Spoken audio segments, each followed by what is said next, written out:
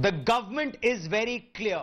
Talks with Pakistan will only be on Pakistan-occupied Kashmir.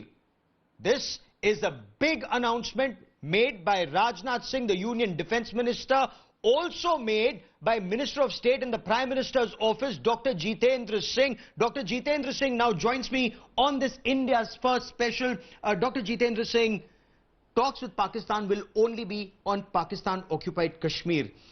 What's the thinking, sir? What's the signal that the Narendra Modi government is sending out? You see, Gaurav, let's not forget the issue of POJK, which we prefer to call it instead of POK, Pak-occupied Jammu Kashmir, and its liberation, or its retrieving it back from the illegal occupation of Pakistan, was first brought up for a unanimous resolution by none less than the Congress government itself in 1994, when Shri Narasimha Rao was the Prime Minister. Unfortunately, the Congress doesn't like to refer much to Mr. Narasimha Rao, but it was at his behest a unanimous resolution was brought into the parliament, and our party also supported it, and in that resolution it was accepted by the entire house, entire parliament, that if at all there is an outstanding issue between India and Pakistan, it is only that of retrieving the Pak-occupied Jammu and Kashmir, which continues to remain under illegal occupation of Pakistan even after so many decades. Now, like so many other announcements and declarations of intent made by the erstwhile Congress governments, this also has been left unfulfilled. So, obviously, as the Modi government has taken up many of the unfinished agendas which it had inherited, it is something which has been unanimously accepted by the entire parliament and therefore by the entire nation. Because Pakistan is getting very nervous. There's a virtual meltdown that's happening in Pakistan. Whether it was Rajnath Singh's statement that we have a declared no first use policy, but in future whether it remains so or not, it will depend on circumstances. Pakistan उससे घबरा गया. Pakistan अब इससे भी घबरा रहा है. और पाकिस्तान के कुछ मित्र भी घबरा रहे हैं. No, see, the limitation and the constraint of whoever be in the seat of power in Pakistan right now, Mr. Imran Khan, is that they have to keep raising up the bogey of Kashmir in order to survive in the seat of power, and therefore they do so, even though in heart of hearts they may be realizing that this is not doable for them. But regardless of what Pakistan says, I think that is not going to affect or alter the Indian position and the Indian resolve. Because you've been to Jammu, you've addressed a lot of communities in Jammu, and you've told them, I was listening to you, so you said that in your lifetime, the integration was complete, 370 has been removed, 35A has been removed. In your lifetime, or in our lifetime, do we also think that POJK will become a part of India again? Yeah, you're right, Gaurav. This was a program yesterday at Jammu where we had a good number of representatives from the Pak-occupied Jammu Kashmir population. We had some of them from the West Pakistan also. West Pakistan, of course, who had been denied their citizenship for the last 7 decades, and now it's been, in fact, they have received it after the abrogation of Article 317, POJK, of course. So they were all rejoicing the abrogation of Article 370 with a lot of hope from Prime Minister Modi. Because for the first time, because an impression had sought to be created by the erstwhile Congress regime that these were some of the things which were undoable. A kind of a taboo had been attached, that you cannot touch Article 370. If you do so, this will happen, that will happen. You cannot retrieve back. None less than Farooq Abdullah has been saying that POJK literally belongs to Pakistan, contradicting the position taken by the Parliament of India. Yes. And therefore, a lot of hope is currently generated, particularly among these displaced persons who come from POJK and West Pakistan. And since I was addressing them, you must have realized that I concluded saying, I said, it's of course, and I honestly believe so, it's our good fortune that after 3 generations of sacrifices, we are the witness to this happening. And one of the gentlemen, Mr. Gupta, who is an octogenarian, sitting just next to me in the front row, I said, let's now also pray that we would be able to see in our lifetime POJK coming back to us and Mr. Gupta traveling to his home. Is that just a prayer, or is there also a strategy? That's point 1. And point 2, you mentioned the Congress and Congress not being able to finish the agenda. Ghulam Nabi Azad is saying if people are so happy as the BJP government claims, why are there still restrictions in the valley? No, I think not much of seriousness needs to be or deserves to be attached to what is being said by some of these Congress leaders. Let's not forget, I mean, I hate to make any personal comments, but it was Mr. Ghulam Nabi Azad in 2008 when the Amarnath land row agitation happened, and he had actually to quit as Chief Minister. Yes. In the wake of that, because there was a prolonged spell of curfew, they were virtually shut down in the entire state, and that is how he could not complete his term as the Chief Minister. Later on, in 2010, when it was a Congress-supported government headed by Omar Abdullah, there were more than 100 killings, nearly 150 killings that happened. And therefore, I have no hesitation to repeat time and again that this is one of the most peaceful festive seasons which we have witnessed in Kashmir. And that too, Eid and Independence Day happening very close to each other. As far as the spells of curfew are concerned, let the Congress leaders and the Kashmir-centric politicians not forget that there have been longer spells of curfew in the past. Let's take out the records of the last 30 years. Okay. There have been curfew for weeks together, and some of these Congress-supported or Congress alliance governments came to be known as curfew governments.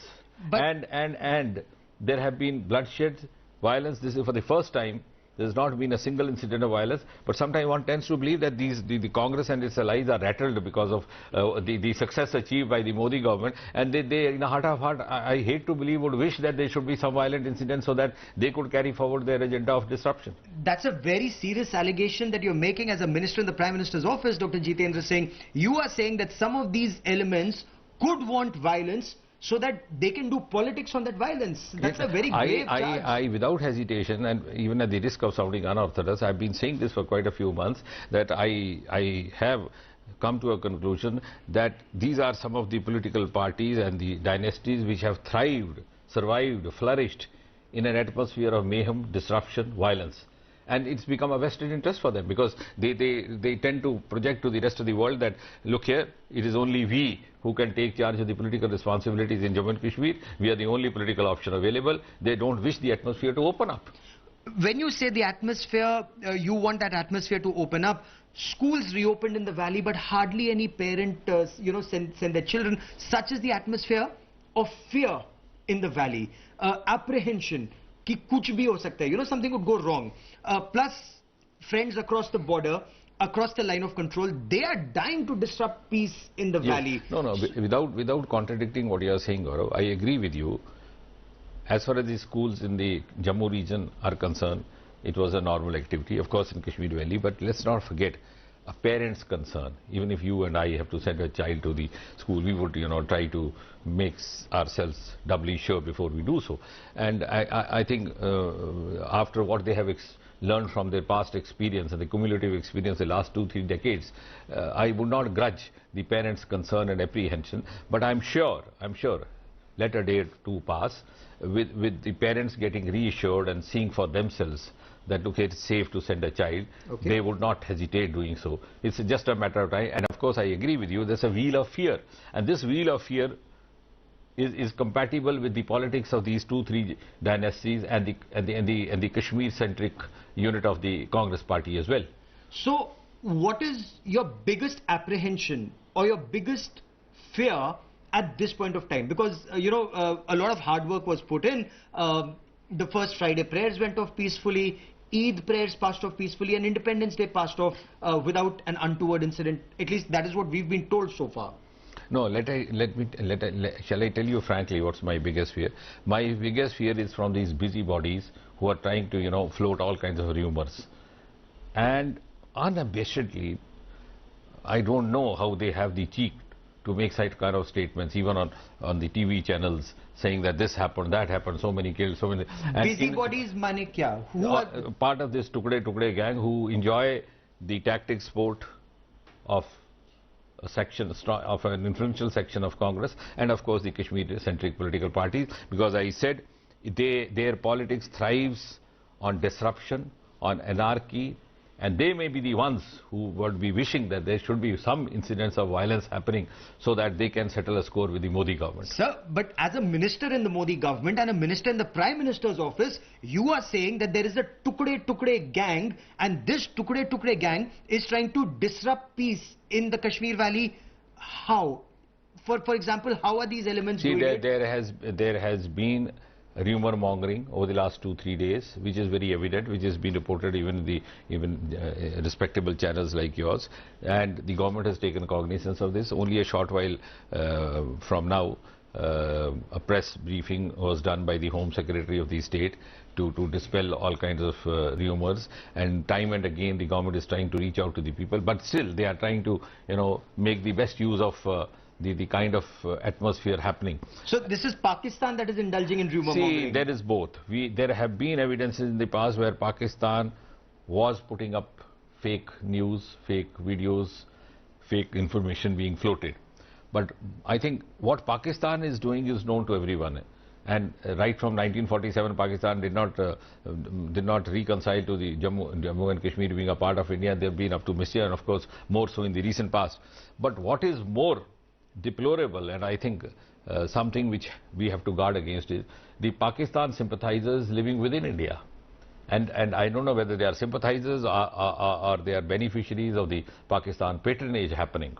And they are the ones who always look forward to an opportunity to create a disruption, whether it's through rumor mongering, whether it's planting false news. But I think the silver lining now is that the third generation of Kashmiris and third generation of Indians now, third generation post-independence, I mean, to which many of these also belong, does not actually identify with their school of thought and does not actually get convinced by what they say. No, but sir, in case there are elements across the border who are doing it, there are ways to counter it. In case there are elements within our country who are playing that dangerous game, what's the government doing about it? The government cannot complain. The government has to take steps. No, I'm absolutely not complaining, but certainly the government is doing much better than what the erstwhile governments did, and that is why the testimony to that is the peaceful festival season that has happened, festive season with Eid and Independence Day happening close to each other. And as I said, and I reiterate with all the confidence in my command, this is one of the most peaceful festive seasons that we have in the last 30 years if we dig out the record. So it's not that we are complaining, but it's also the responsibility of the government and every right-thinking citizen, why only government, to make our citizenry aware of the moles within.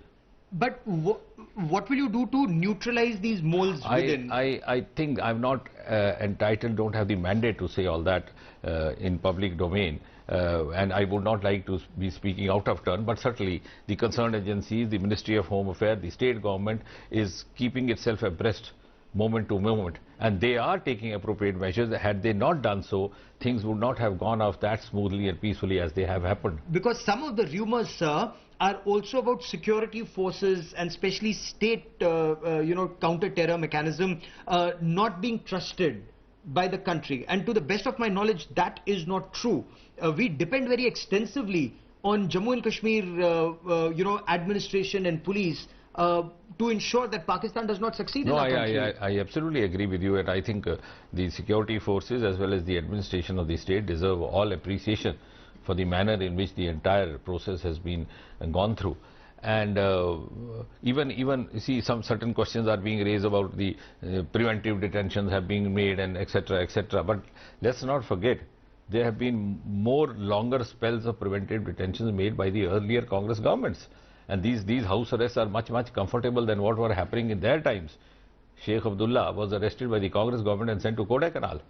And Shama Prasad Mukherjee was arrested without producing any warrant or without even an FIR and lodged in miserable condition for 44 days where he breathed his last.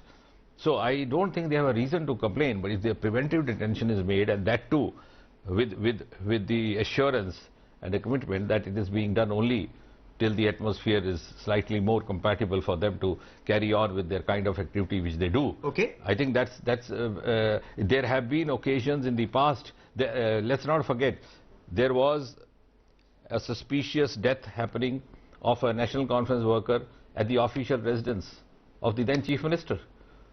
So much questionable has happened in the past. So you're saying there's a lot of fear mongering that's happening. The adversary across the border, when I'll come back to Pakistan, because while Pakistan has no role to play in Kashmir becoming an integral part of India, POJK, Pakistan has a role. Is your government now, as a conscious decision, going to expose Pakistan Army's atrocities in Pak-occupied Kashmir, Gilgit and Baltistan, and changing demographic profile there? See, I'm not sure whether I can speak on behalf of the government in this regard, because there are accredited persons who do so, and I'm not dealing with those because I'm not privy maybe to those kind of security inputs, and the Ministry of Home Affairs will take a call. But otherwise, we have now abundant evidence, both on media, on the domestic media, even in the international media, of the kind of atrocities being committed in Balochistan, being committed in Sindh, being committed in POJK and Gilgistan. It's hardly describable the extent to which they have gone. All the democratic rights of the Gilgit Assembly have been taken over by the Islamabad government, and they have been deprived of even the basic facilities of education and health. And that is why now, and we have abundant evidence in the form of videos coming almost every third day, where people have come out in protest for against this oppression which is being unleashed on them, both in Gilgit, in Balochistan, and other parts of Pakistan. In Waziristan, they have stopped all outsiders from going there. So you want to expose that. And the kind of minorities, the approach towards the minorities that is, being practiced by the powers that be in Islamabad, and the population of minorities has reduced to just single digit now. So is that the Narendra Modi government strategy, that instead of India being on the defensive on Kashmir, India is actually on the offensive, exposing Pakistan on Kashmir? Personally speaking, I tell you, Gaurav, I don't know why so far the erstwhile UPA governments and the common governments, Congress governments, were defensive, and why they followed this policy of 2 steps forward, 1 step backward. For example, even in the domestic front in Kashmir, they would always speak of holding talks or trying to woo the stakeholders, and when they spoke of stakeholders, they just had 2-3 names in their mind. Sayyid Ali Shah Gilani, the separatists, is that what you mean? Separatists. And your government will not talk to any separatists? Or maybe 1 or 2 mainstream leaders of those 2 dynastic parties, whereas the larger majority of the stakeholders belongs to the other section, the West Pakistan refugees, the POJK refugees, Jammu, Ladakh, and as far as my belief is concerned, I would rather say that each of the 130 crore citizens of India is a stakeholder, because Kashmir is a part of India. So just as we have a stake in Punjab and Tamil Nadu, we have a stake in Kashmir. So the Congress followed a policy of appeasing a smaller section, and that began from the infamous Nehruvian blunders. When it started with the appeasement of Sheikh Abdullah, then went on, and then he was brought back by the next generation of Congress party hierarchy, by Mrs. Gandhi, and then Rajiv Gandhi and Farooq, and this way, this continued, and these 2 parties, they managed to create an impression, though absolutely unsubstantiated, that they were the only option available, and they thrived in that. And there's a huge political interest which has developed around that perception. And this Tukde gang, which you were saying also, is some way linked, through their common interests. But is there merit in those saying that it's the only Muslim majority state, and that Muslim majority has been marginalized by the Modi government, and this is majoritarianism, as some seem to allege? No, I think the easiest rejoinder to that is, we have a Christian majority state in the form of Mizoram. We have a huge Christian in Meghalaya, because I deal with Northeast. Do we have Article 370 over there? So I think this is a very subjective kind of an explanation, which is meant to demolish or deny the credit of the abrogation of Article 370 to the Modi government. Now look at, these were exactly the persons and the voices which were earlier saying that if you touch 370, this would happen, that would happen, this would. But it has been accepted so smoothly, so peacefully by across the section. But if it has been accepted peacefully across the section, as again I'll come back to Ghulam Nabi Azad, he's leader of opposition in Rajya Sabha, sir. He says if it has been accepted, lift the curfew, lift restrictions, lift for restore 4 lines. I'm glad you asked that. He's saying so because he's looking at the restrictions and the curfew through the prism of Article 370. Please remind him. And then you ask him, there was no, the Article 370 was in position in 2008 when he was the Chief Minister? So why were the curfews being put? Not only in Kashmir, also in Jammu? When the Amarnath Yatra agitation happened. Why the entire state came to a standstill for almost 2 months? And there were cries of baby food not being available, not in Jammu but in Kashmir Valley. And why did he have to quit as Chief Minister? Then you ask the Congress-supported government of 2010, when there were nearly 130 killings. Article 370 was in place because they have no argument. They are trying to create a narrative with regard to restrictions and curfew through the prism of Article 370. Now let them leave the Article 370 aside. Article 370 was in place till 6th of August 2019. Yes. And before 2014, they were in power. Why were they imposing curfews? Why were they imposing restrictions? So is there a roadmap? Because in their subconscious mind, they are yet to reconcile to Article 370 having got abrogated, because that was a kind of a political narrative which helped them to thrive for decades together and perpetuate the dynasty rule from generation to generation. So now you are saying Pakistan's influence will be marginalized in Jammu and Kashmir? Absolutely. The influence of this, as you put it, the Tukde gang will be marginalized, or that threat remains even now? To add to what you are saying, I agree with you. I think this is for the first time in several decades that there has been a decisive action by the Modi government, with an action which has clarity, which has candidates, which has conviction, which has consistency. And this both on the borders, within the borders. A part of my constituency, a large part of it is on the international border. Yes. And I would sometimes like you to accompany me. The people living there, in spite of, you know, sudden firing episodes happening, etc., etc., they wholeheartedly say that go back and tell Mr. Modi that this crusade has to continue. We are ready to bear with it, because for the first time in several decades we have seen a decisive retaliatory action happening against Pakistan, and more so after the Balakot and the other cross actions. Similarly, within the valley, the earlier governments were following a policy of 2 steps forward, 1 step backward. Now why this house arrest or preventive detention is pinching them? It is pinching them because they had made a mockery of the jurisprudence concept of house arrest. They would just place 2 policemen outside the house of a leader and then tell the media that so and so is under house arrest. But that the house arrest, by the definition of jurisprudence, means solitary isolation. You have to break the contact of the person from the rest of the society, so that he does not communicate. Of course, he is not treated as a criminal because he is a political prisoner. And they themselves practiced that in the case of Sheikh Abdullah, when they sent him to Kodaikanal for over a decade. That was Congress government, Nehru was Prime Minister. But of late, they were making a mockery of it. And now when a preventive detention happens, and let's also not forget, these preventive detentions had not happened only with respect to the Kashmir Valley leaders. They have happened even in Jammu. But again, as they have been obsessed with 2-3 names earlier also, they are again obsessed with the 2-3 names, which is bothering them. But is there a roadmap, Dr. Jitendra Singh? I mean, you're a doctor, so a doctor has to diagnose whatever is the ailment and then suggest a cure and give medicine, and then say ki antibiotics kitne din leni hai. See, how long will these restrictions remain? See, I'll tell you, as a doctor, and you rightly meant, the diagnosis has been done.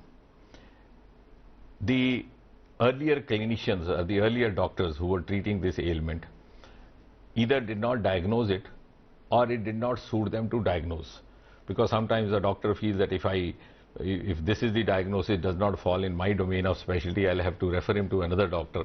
So he hesitates doing that. So they were just clinging on to that. Now the right doctor has taken over, diagnosis is in place, and the medication and the intervention is being done from time to time, and let's all be assured it will be carried forward to a logical conclusion. And no time frame. I mean, restrictions, lifting. I don't think communication restrictions. I don't think I'll be either entitled or it'll be right for me to spell out, or I'm privy to that, because the assessment is done moment to moment by the concerned agencies, and they take an appropriate view. But at the same time, a large quantity of restrictions already stand lifted. in the Jammu region particularly, in Kashmir also gradually, like, initiating the process of opening of the schools and partial lifting of restrictions. And as such, there is no curfew in place. Let me also put the record straight. Okay. It's not curfew imposed as such. It's just restriction on the movements. And that is why, that is because as I said in the beginning, the people are rejoicing, and you said somebody countered that if they are rejoicing. These restrictions are being put so that they can live to rejoice. We do not want even a single individual to die before rejoicing the new arrangement. Fair enough. Those who spread rumors, those who may spread rumors, and not the ones across the border but those within, what will the government do to deal with these elements? Because if it leads to loss of life, then that entire cycle of violence will start again, like in 2010, like in 2016. No, I absolutely agree with you. I absolutely agree with you.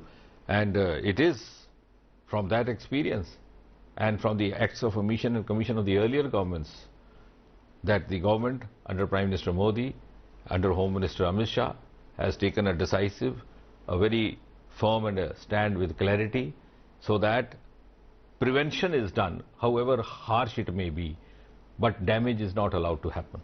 Okay. Dr. Jitendra Singh, for the moment, many thanks for speaking to us here at India Today. Minister of State in the Prime Minister's office, Dr. Jitendra Singh, someone who comes from Jammu and Kashmir, is saying that the state, according to him, is very clearly on the road to recovery, and those who are trying to hamper that recovery, they will be dealt with according to the law.